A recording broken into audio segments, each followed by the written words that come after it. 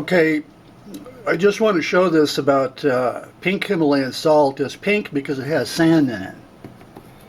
Not like you take some sand, put it in a bowl, and mix in sand with it. No, the sand and silt is within the sand grains. It's within it. Okay, so you can do this. Take some Himalayan salt. I've done this a couple times to show people to prove a point. I'm not anti-Himalayan salt at all.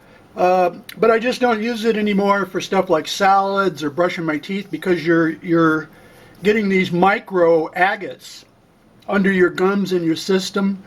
You put it on the salad, you can detect the grit.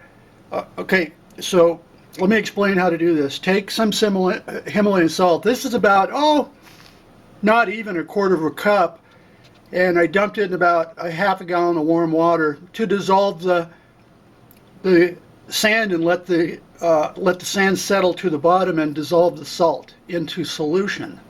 Okay, let it settle. Let it settle for 10 minutes. And then pour the top of the water off cautiously without mixing it up like this. So pour most of the water out. Let it settle again because now it's been agitated. Go like this and cautiously pour that clear water out. That is salt water there.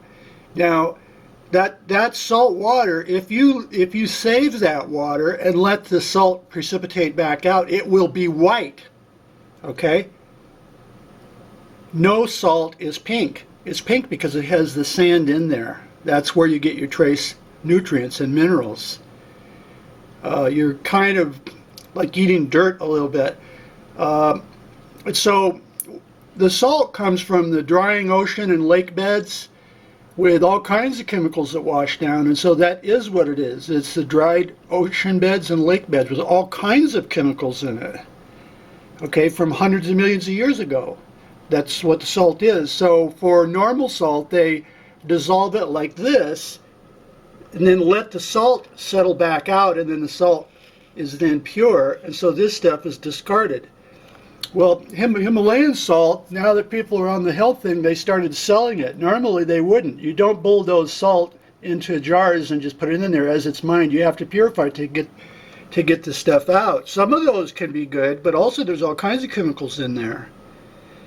Now let me show you, this is kind of a coincidence. This is sand I brought back from Simplet. Well, I probably shouldn't say Simplet mining area because we're technically not supposed to be in there.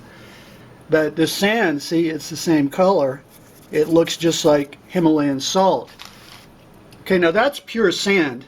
And yes, it is salty and has, what's the other one? Gypsum and stuff in there. Yes, but that's famous worldwide sand, by the way, because it's so pure. Okay, that's it. Do it.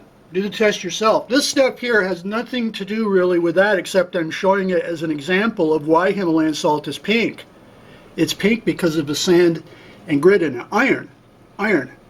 So that grit, when I let the water evaporate, then you take your finger and stick it in that sand, put it in your mouth and grit it between your teeth, and you will see it is sand. It's very, very fine sand. Okay, this kind of got long, but that's it. So your trace chemicals and minerals, is part of it is sand, a lot of it is sand, and also this stuff here, now that is the salt dissolved, also has chemicals in it, in the water. But the salt itself, if you let that salt dry, if you save this and let it dry, it will be pure white salt, like salt is supposed to be. There you go. That's it. That's the facts.